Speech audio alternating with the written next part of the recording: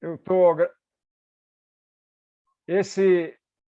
esse encontro está sendo gravado e depois fica disponível no YouTube para quem quiser assistir. É uma prática comum dos encontros, né? Para o Gilmar e para o Zé Roberto, que estão a primeira vez, nós temos a semana toda a oportunidade de assistirmos os vídeos, né? Que são disponibilizados pelo curso. E na segunda-feira a gente faz esse encontro, geralmente começamos às 19 horas, falando sobre o tema do vídeo. Hoje, para dar início à nossa conversa, eu vou compartilhar uma tela para que a gente assista bem rapidinho um videozinho da temática de um personagem muito conhecido de nós que temos mais de 30. Então, um momentinho, eu vou fazer aqui rapidinho.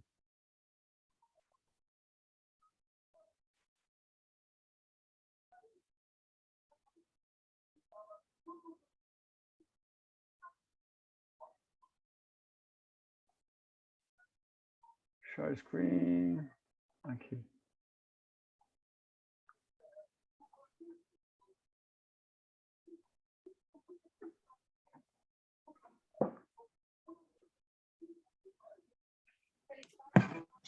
É muito bom, um sentimento maravilhoso da mãe saber que o seu filho está sendo acolhido.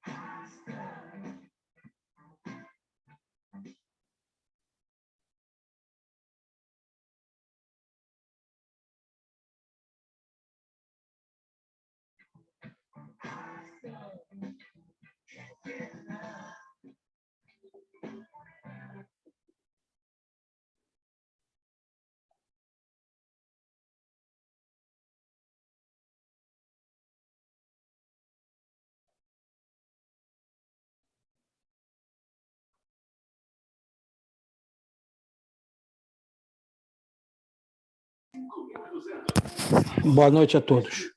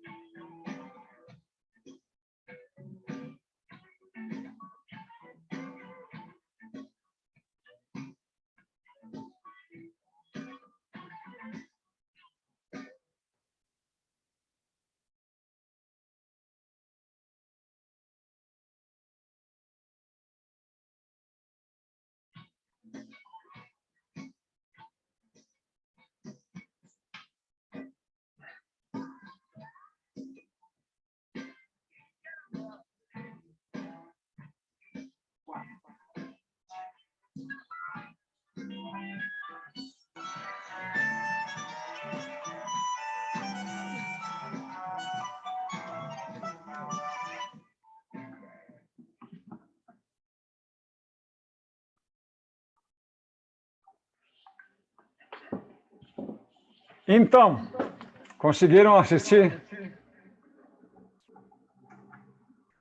Bom, está aberta a palavra. O que nós vemos, o que a gente viu, o que a gente olhou, discussões que foram feitas pelos professores e as perguntas que foram feitas na semana. Quem quiser se manifestar, estamos abertos para ouvir e compartilhar.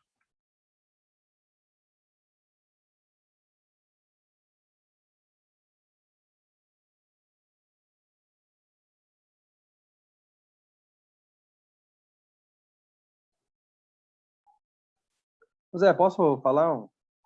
Dar uma palavrinha? Por favor. Boa noite a todos. O que eu queria falar a respeito que tipo assim, eu sempre pego ali um ponto que eu vejo assim que é importante, que eu vejo que tem uma grande tipo assim que me mostra mesmo ali o que de fato eu tento relacionar com o fato que aconteceu. Por exemplo, o golpe da Dilma, né? O que a opinião pública fez, né, naquele momento, né? Uma mulher presidenta, primeira presidenta do Brasil, estava indo muito bem, né? Tinha uma aprovação muito boa. Emprego quase pleno emprego, né? Pleno emprego, a gente estava em 4% de desemprego só no Brasil. Assim, estava um governo muito bom, né? E a gente teve alguns no percurso ali, no final ali, se não me engano, de 2013, né? E fora ainda as pautas bombas ali. O que não foi a opinião pública a respeito disso, né? Que mudou a visão, né? Que um país inteiro quase tinha, né? A respeito de um governante, né? Conseguiram mudar totalmente a opinião pública para legitimar um golpe, né? Num país que estava indo bem, né? E olha onde a gente está hoje. Por isso isso aí me pegou bastante, assim, porque eu lembro muito bem como que era, né? Aquele momento e a gente sabia, né? Tipo assim, eu sabia, né? A gente via que não era bem a realidade que a mídia mostrava para a gente todo dia ali, né? E infelizmente, sim, a opinião pública ela é manipulável, né? Bastante manipulável ainda, né? Quem tem poder aí econômico, poder midiático,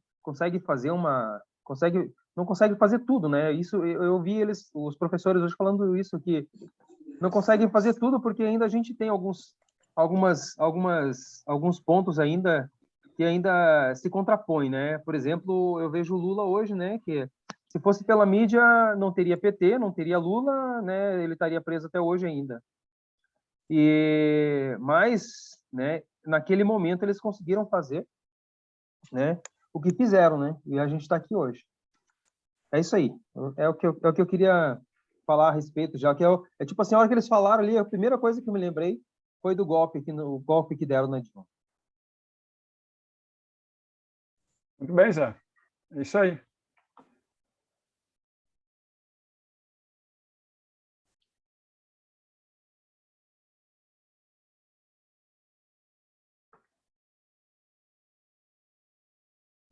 Bem-vindo, Adriano. Bem-vindo, Gilmar.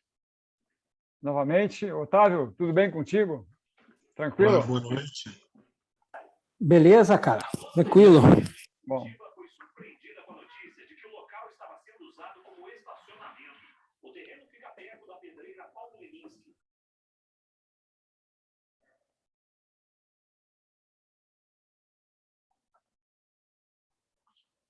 Das perguntas que foram feitas na semana, a gente é remetido ao senso comum, né? Do que o Zé acabou de falar. E o que foi dito pela aula dos professores, na verdade, a imprensa não é veículo formador de opinião. O que eles garantiram lá, e eu não concordo totalmente, mas tudo bem, é de que auxiliam, né, influenciam bastante, mas não determinam a opinião pública. Ela é formada por diversos fatores, né? um pouco do que a gente viu no videozinho da Mafalda, né? E que são vários elementos que entram nisso. E é importante para a gente saber como é que se faz, porque geralmente a gente lida com a militância, com o público em geral, no senso comum, né? Porque a gente está acostumado a ouvir e vai repetindo. E a nossa função é justamente fazer esse contraponto, né?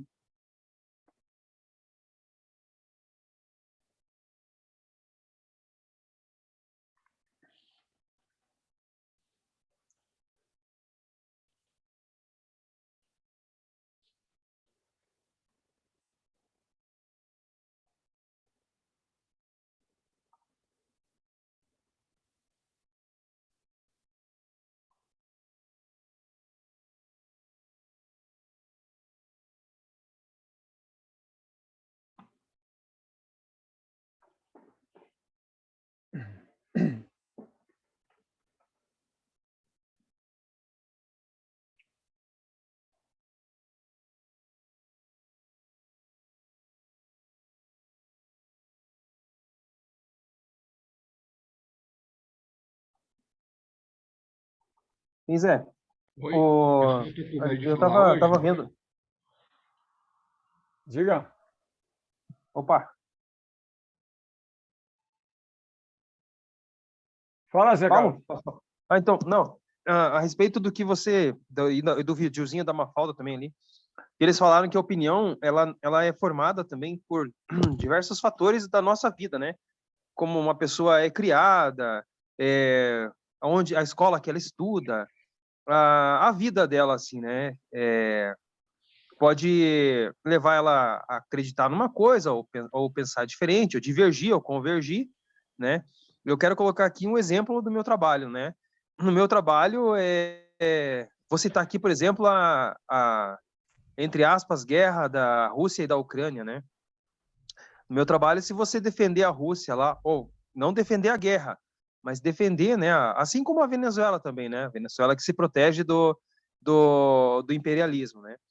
E a Rússia também está se protegendo do imperialismo, e não só do imperialismo, né? De outras coisas ali também que a gente vê. No meu ambiente de trabalho, se eu colocar essa minha opinião, infelizmente, né? Eu vou ser muito mal visto, né? Ou vou ter que ter uma discussão ali ferrenha para tentar explicar por que eu tenho essa opinião.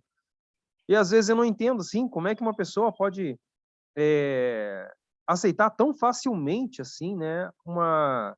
Um fato que na mídia é colocado assim, tem pessoas que acreditam piamente na mídia, né, ou naquela informação que vem. É como uma vez me falaram assim, se está no jornal é verdade, né? Nem sempre se está no jornal é verdade, mas tem gente que acredita que é verdade, né? Tem gente que não questiona, né? E, e eu vejo que isso aí tipo assim, essas conclusões, né, ou essas visões dessas pessoas, vêm muito da educação, da formação mesmo, né? É como uma pessoa assim que foi criada na igreja, né, e você vai discutir com ela um assunto polêmico, por exemplo, lá vamos falar de, de aborto, por exemplo, né? Como o Lula falou semana passada, ele não defendeu o aborto, ele simplesmente falou, né, que era uma questão de saúde pública, né? E de fato é uma questão de saúde pública, né? Isso é uma opinião que diverge muito, né? Agora, se você for falar com uma pessoa que foi criada num meio mais conservador, é difícil você mudar, né, a opinião, ou tentar, às vezes é difícil até de você começar um diálogo colocando essa tua visão, né, mais científica, né, não tão... Eles falaram também lá da ciência, né, e contrapuseram lá a ciência sei lá, vamos dizer assim, a religião, por exemplo, né, e eu acho que a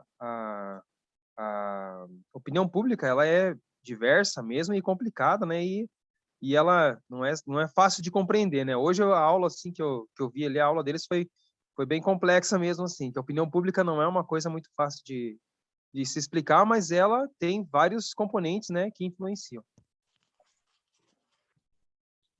Bem isso, Zé. Sabe que tem uma passagem, quase um capítulo inteiro do livro O Mundo de Sofia, em que ele faz uma reflexão sobre essa questão que ele está colocando.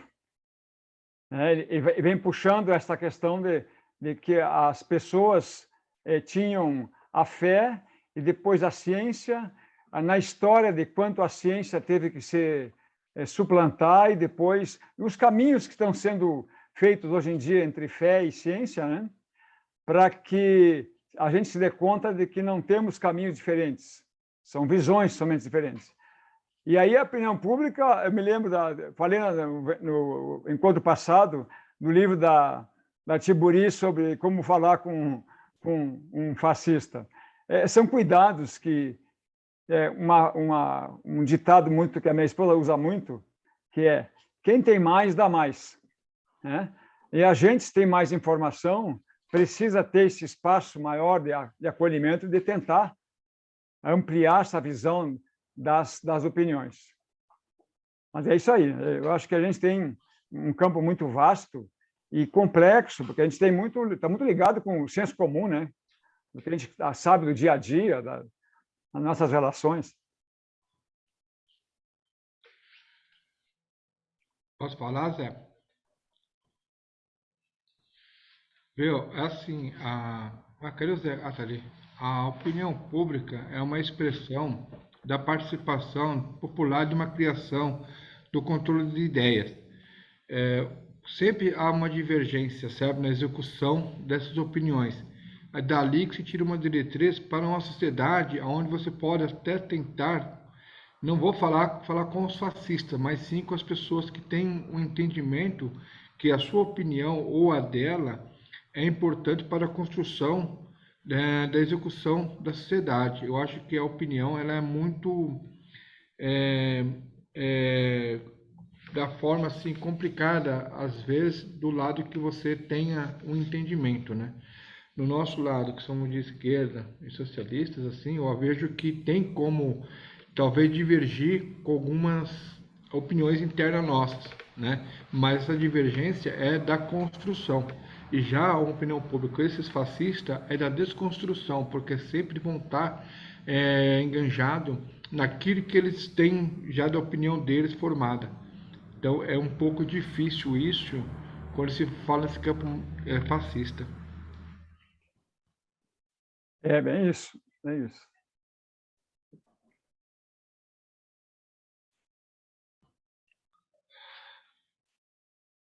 Diga, Adriano.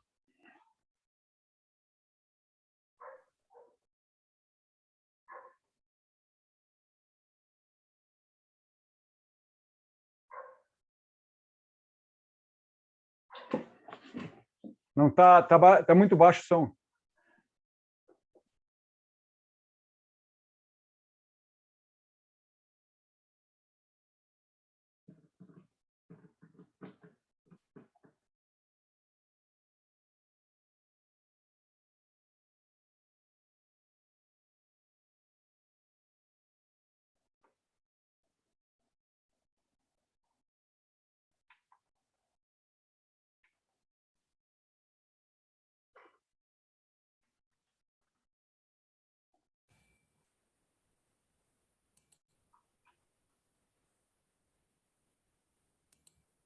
Agora melhorou, Zé?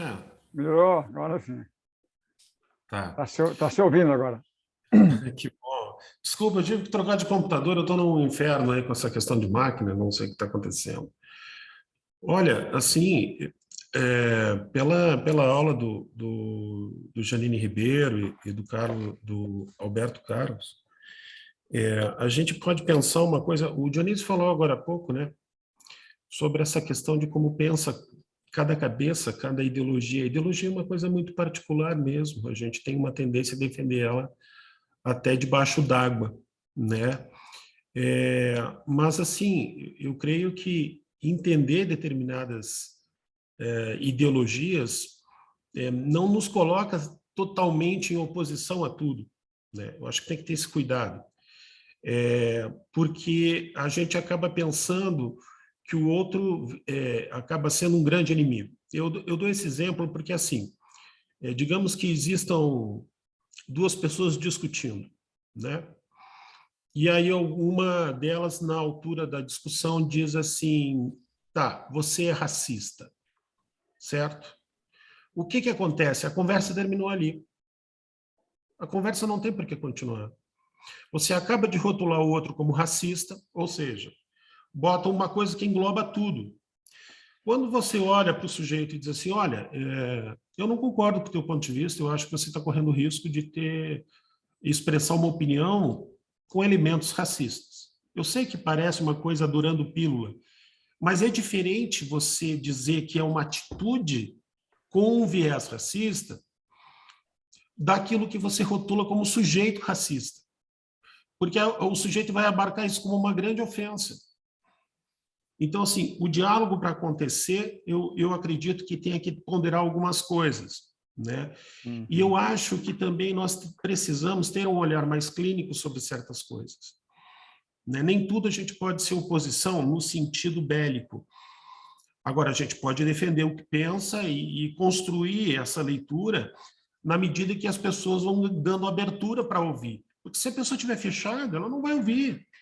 E o fascista, ele não está preocupado com nada, ele não aceita a diferença. Para ele, é como ele pensa ou não, né? Então, eu acho que esse é um aspecto. Agora, eu destacaria do vídeo, da aula, duas coisas. Uma é a opinião pública. E a outra é a opinião popular, né? A opinião das pessoas, que não quer dizer a mesma coisa, né? Porque opinião pública, o que é opinião pública? Ele mesmo fala, pode estar relacionado com formadores de opinião, né? E nesse sentido a gente tem uma coisa muito, muito preocupante aí, que é a mídia, né? Que é a imprensa. Então, ele mesmo diz que a imprensa tentou só eleger o Fernando Henrique. Bom, ele esqueceu de dizer que acabou elegendo por tabela o Bolsonaro também, né? Mas eu vejo assim, eu acho que a gente está lutando contra um Golias, né? Porque se o cara está afim de dizer uma coisa... E outra coisa, tudo é impregnado de ideologia, né? A gente fica pensando nessa questão da indústria cultural, por exemplo, né, Zé? Em que as coisas são planejadas e criadas para fazer consumidores, né? Então, assim, o Jornal Nacional, por exemplo, se vocês pararem para prestar bem atenção, ele parece o Planeta Diário do Superman futurista, né? O Bonner parece o próprio Superman, assim, um cara que nada derruba, nem um vento derruba. E aí eles criam uma estética, uma superioridade, uma coisa que não fala com o povo. E o povo não tem tido voz. Essa que é a verdade, né? E ele acaba sendo... Como ele sabe que não tem voz, para que ele vai brigar por isso, né? Então, é como ele disse, né? São as camadas pobres, mais pobres, que votam na esquerda.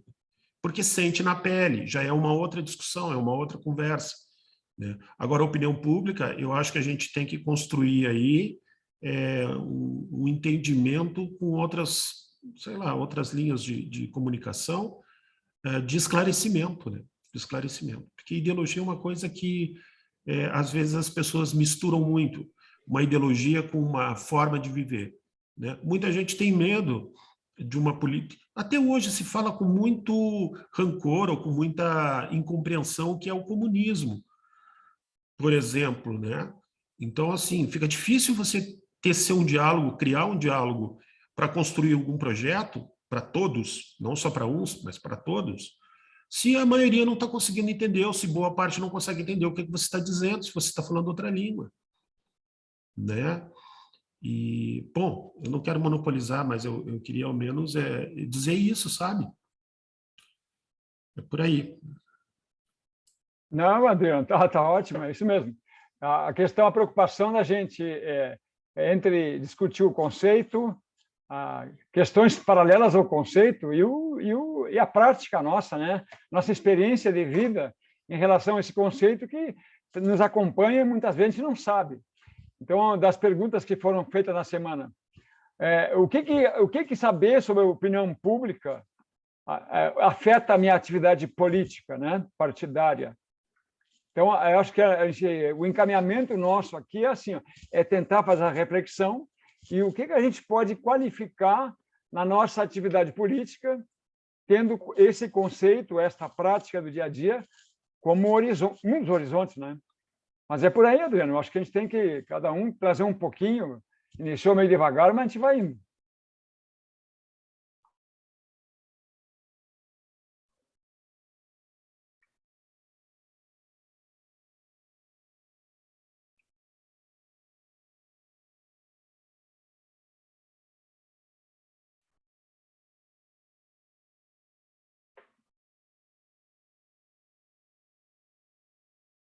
Eu vou compartilhar aqui para que a gente possa pensar, então, em cima disso.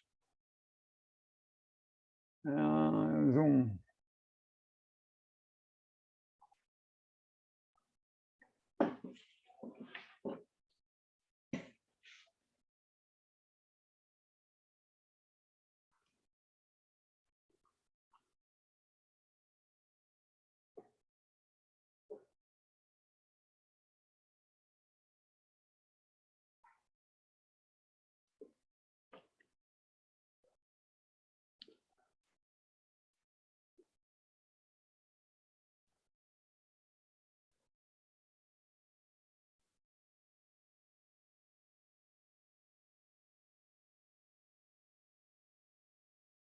São só provocações, né? Que a gente, de repente, tem outras provocações que podem vir.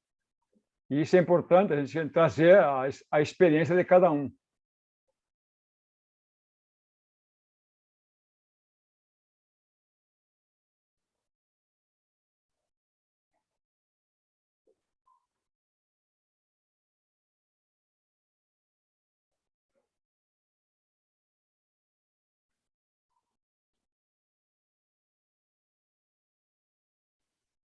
José, posso falar uma coisa aqui a respeito de uma questão Vai dessa firme. tua aí? Vai firme. Há diferenças entre opinião e reflexão? Se existem, quais? Eu acho que Aham. se as pessoas fizessem um pouco mais de reflexão sobre o que elas veem, o que elas assistem, o que elas recebem, né?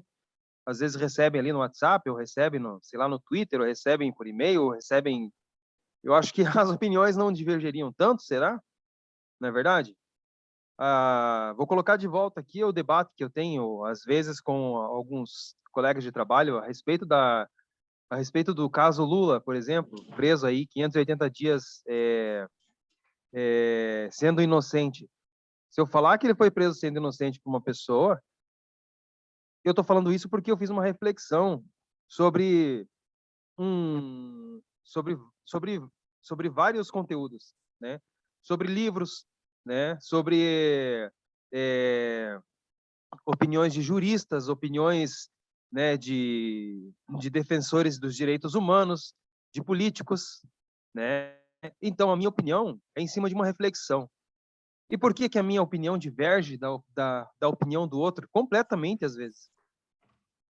Né? Será que ele não refletiu ou eu não refleti? Não é verdade? Eu acho que eu refleti bastante. Né? Eu acho que isso tipo assim, se encaixa bem nessa questão aí.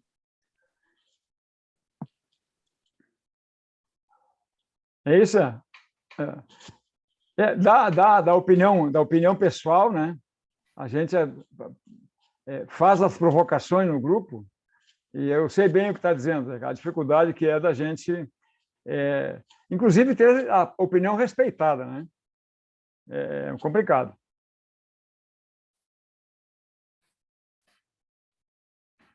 Zé, se me permitir, a partir do que falou o José Batista, a questão da opinião e a reflexão, né? Durante muito tempo, eu tinha a crença de que faltava elementos para a população fazer uma devida reflexão. Ainda penso que, assim, eliminar as possibilidades de leitura e informações importantes é um jogo rasteiro de cartas marcadas para justamente não haver a discussão. Eu ainda penso isso. Mas eu custo a tentar entender e confesso para vocês que eu me esforço pela questão do jeitinho, né? Que ele cita também, né? Então, assim, opinião é algo que você se posiciona, né? E o que o Zé Batista está falando é justamente isso, quer dizer, você tem que ter uma opinião, mas ela tem que estar embasada em alguma coisa consistente, ou seja, numa boa reflexão, né? E para ter uma reflexão, você tem que levar todos os pontos em conta, não só o seu ponto de vista, né? Então, assim, é uma dificuldade muito grande. Veja, eu queria só rapidamente falar uma coisa da qual eu trabalho, assim, que eu acho que é bem importante, que é o seguinte, eu sempre falo, pessoal, eu tenho trabalhado junto com crianças, eu sou psicólogo, né? Então eu trabalho também com a questão do bullying, né? Mas eu tomo a questão do bullying para uma coisa maior, eu tomo para uma questão de uma proporção social em várias faixas etárias, né? Então, por exemplo, o bullying, na verdade, ele não é um modo, ele não é a identificação, ou a valorização de uma falha. Não é o que move o bullying, não é o defeito do outro. Não é o defeito do outro que move o bullying. O que move o bullying é a virtude do outro. Eu identifico uma virtude, me sinto incomodado com ela, então eu preciso desqualificar o adversário. Quer dizer, para começar, já tomo como adversário, né? Então, assim, eu não entendo como é que aquele sujeito tem determinados benefícios e eu gostaria de ser alguém melhor e não consigo. Eu sempre dou um exemplo, por exemplo, de um menininho lá na primeira série na escola pública, brincando com um pedacinho de madeira que o pai botou umas rodinhas de Coca-Cola, umas tampinhas de Coca-Cola. Nisso chega outro menino de classe média também na escola pública, olha para aquele outro, ele estando com 3 Hot Wheels, olha para aquele outro e diz assim, o que tu quer com essa bosta de carrinho? Tu não está vendo que isso aí é uma porcaria? Quer dizer, se o cara está tão bem assim, com as coisas que ele tem, por que ele precisa desprezar o outro? Então, assim, nós vivemos um mundo bélico, isso em toda parte do mundo. É porque as pessoas, elas invejam, elas não entendem o outro, elas não se dispõem a entender, né? Elas não veem a perspectiva da alteridade, ou seja, alguém diferente, ele não aceita a diferença.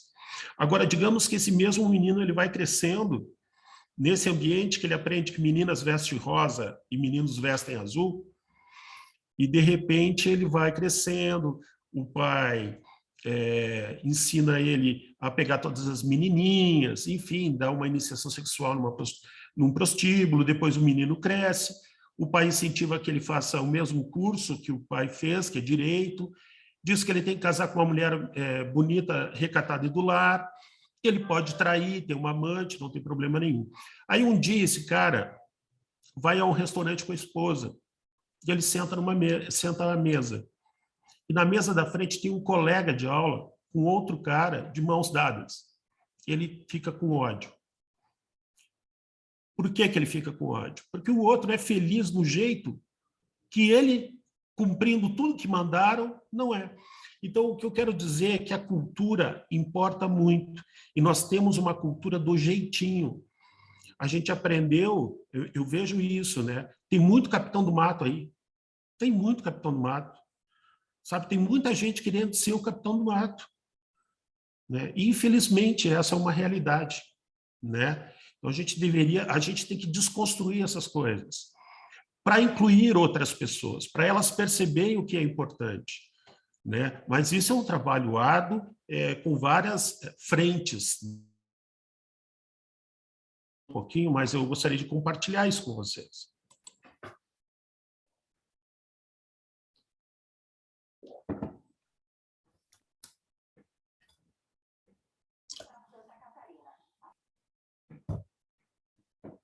A colocação, Adriano, desta que tu fizesse, ela traz um pouco do que em outras aulas nós tínhamos refletido, né?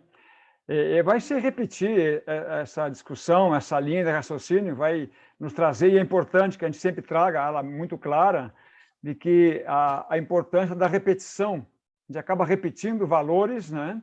E às vezes não se dá conta que está repetindo valores da cultura, né? E isso vai fazer a opinião, e agora o Zé colocou, muitas vezes sem refletir, porque eu estou repetindo o que eu sempre ouvi. É muito mais fácil fazer isso, né? O caminho da anta, que nem diz o Rubem Alves.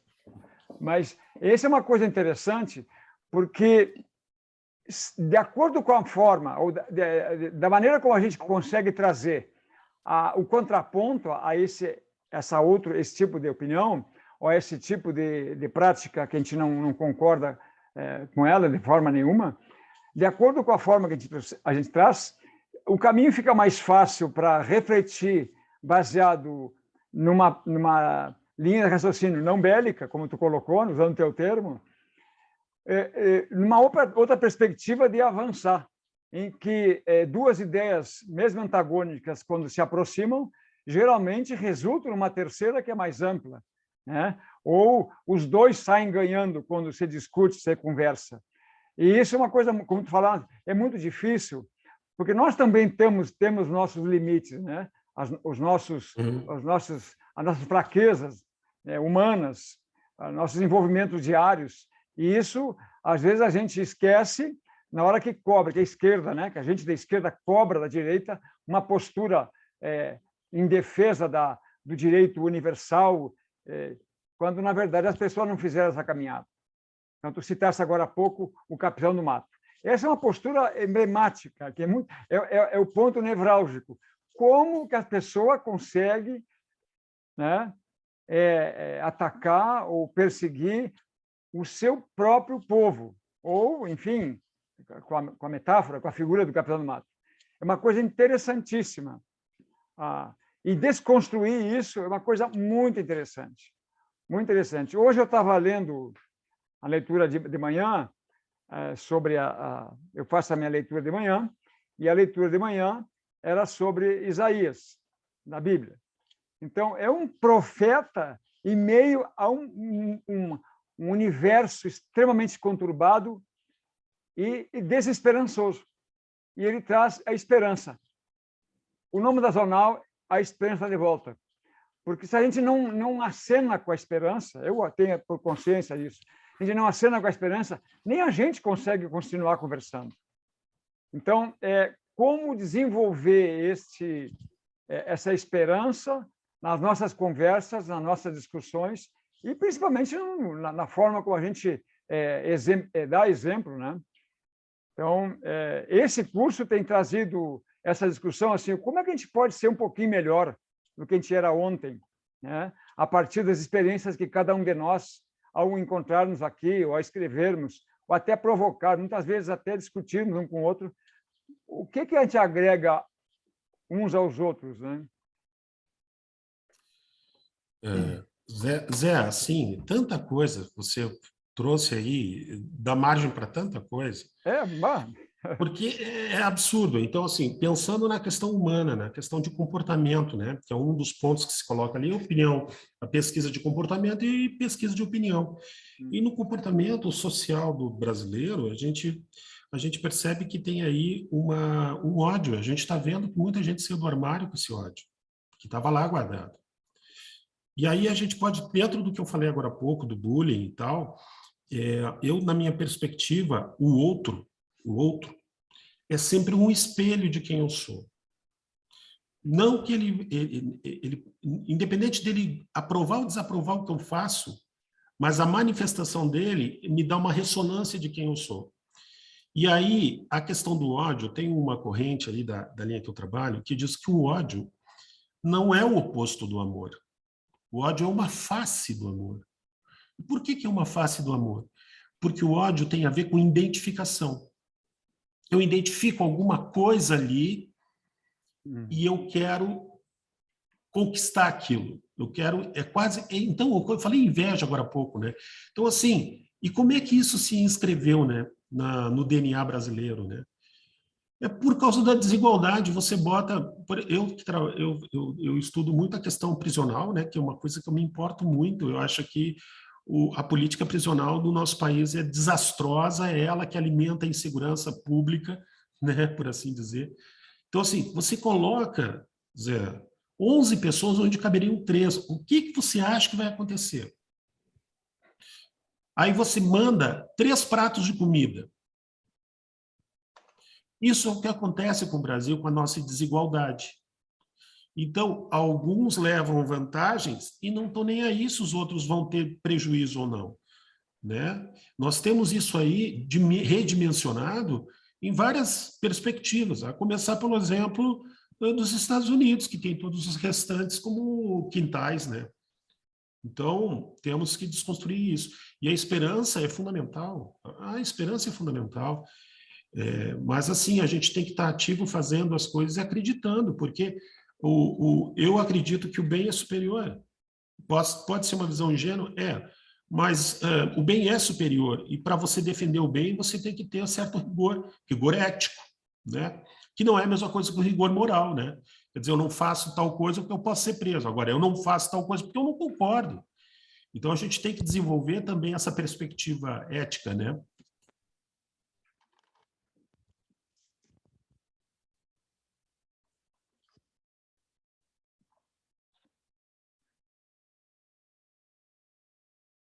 Uhum.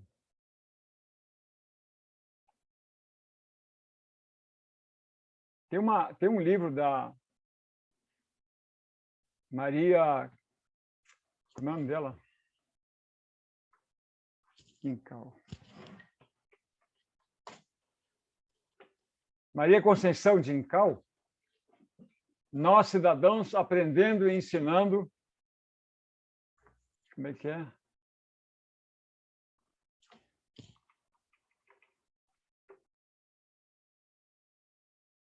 A democracia. Esse livro ela escreveu dentro de um assentamento do MST. Ela faz uma análise das relações que vão se estabelecendo. Ela faz um cenário de que seria a demonstração da vida em democracia a pleno, né? Em toda aquela questão do MST. E ela vê dentro dessas relações a repetição não do abuso, ela não usa a palavra, a repetição das hierarquias, grupos fechados, pessoas que dominam outras, às vezes não se dão conta disso, de quanto é importante a gente se dar conta de, agora que estamos falando, né, a gente repete modelos e muitas vezes não se dá conta. E eu tenho visto na militância também isso, de que apesar de um crescimento do discurso, do avanço do discurso, a gente acaba tendo experiências de controle, experiências idênticas àquilo que a gente combate, que a gente contradiz no discurso. Então, é um desafio que eu faço para mim e tenho colocado no grupo, a gente refletir constantemente qual a minha prática político-partidária. Ela tem que ser coerente com aquilo que eu penso em relação ao meu cachorro, ao meu vizinho, à minha esposa, aos meus filhos e assim por diante. Ao meu superior, né, na função. E, de qualquer forma, é um desafio constante. A gente pensa que está vencendo quando é desafiado de manhã cedo.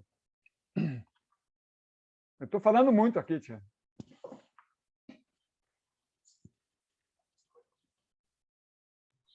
Não, mas a sua fala é muito importante. Todas nossas, eu quero ouvir de vocês.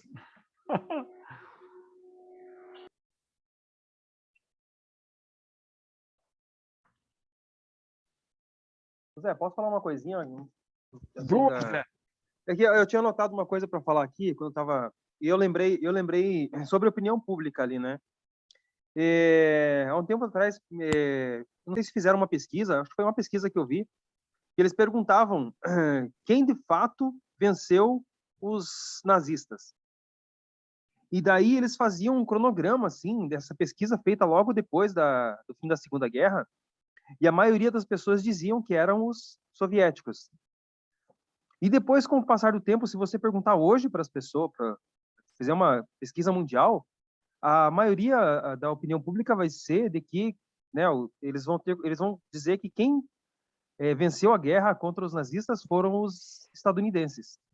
Não vou nem chamar de americano aqui, minha filha não gosta que chame estadunidense de americano. E eles não gostam de ser chamados de estadunidenses lá.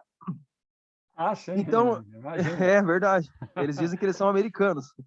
Então, eu digo assim, nada contra. Eu sei que, né, na verdade é para a gente mudar um pouco Se a gente começa a falar assim, todo mundo começa a falar. São estadunidenses. Zé, e daí o que eu quero dizer com isso é o seguinte, que eu quero falar da indústria cinematográfica estadunidense. Quando tu começou a Cara, falar, mesmo, o que eles fazem é é um uma coisa assim, massacre. eu já comecei a ver filme onde o bandido agora é o russo, já tem vários, sabe? Já vi vários aqui. Esses dias eu vi um filme aqui que tinha uns alienígenas que chegavam na Terra e onde eles estavam lá na Sibéria agora, né? Os alienígenas, eles não, né, agora eles não estão indo mais para o Afeganistão, né? Os inimigos já não estão vindo mais ali do Oriente Médio, né? Agora eles estão vindo da Rússia já. Para você ver como eles têm um poder de mudar assim, né? Porque o mundo inteiro consome, né? A mídia estadunidense, né? Eles têm um poder muito grande econômico, né? E eles conseguem mudar a opinião mundial, internacional aí, universal, infelizmente. É isso aí. A narrativa, né? Vamos fazendo narrativa.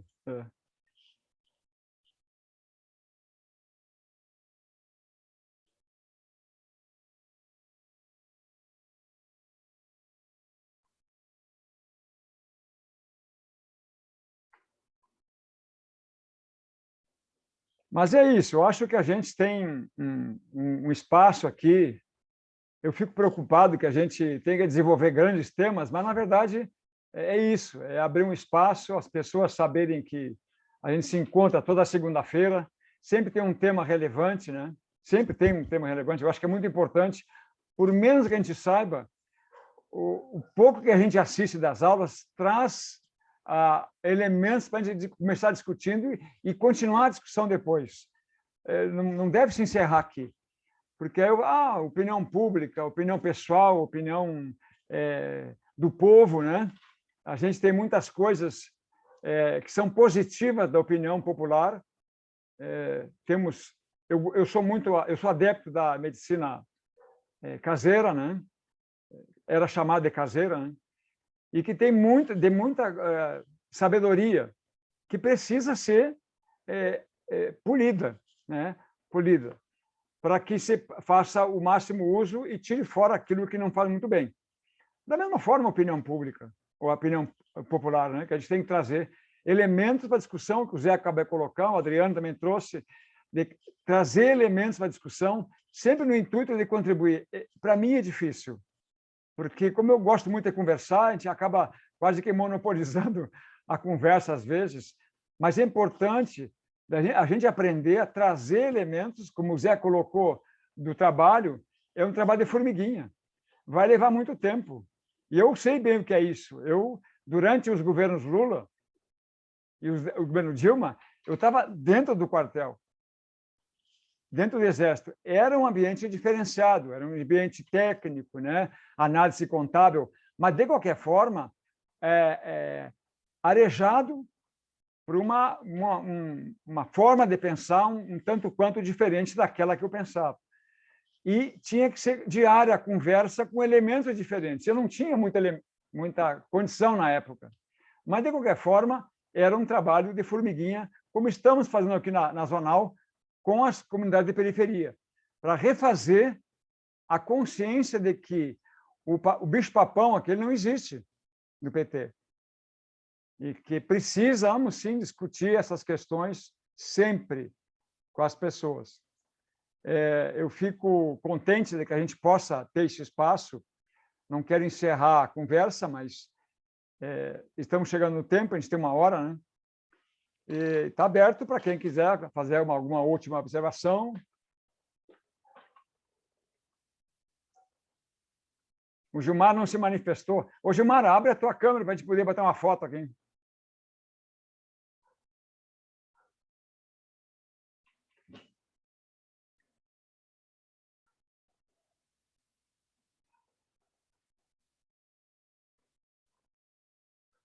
Bom, vamos lá, então. A nossa... abriu. Ô, Gilmar. É isso aí. Fica paradinho aí para bater uma foto. Muito bem, é isso aí. O Zé, você consegue fazer a foto aí, Zé? Consigo. Tá? Gilmar, tu está com o microfone fechado, Gilmar.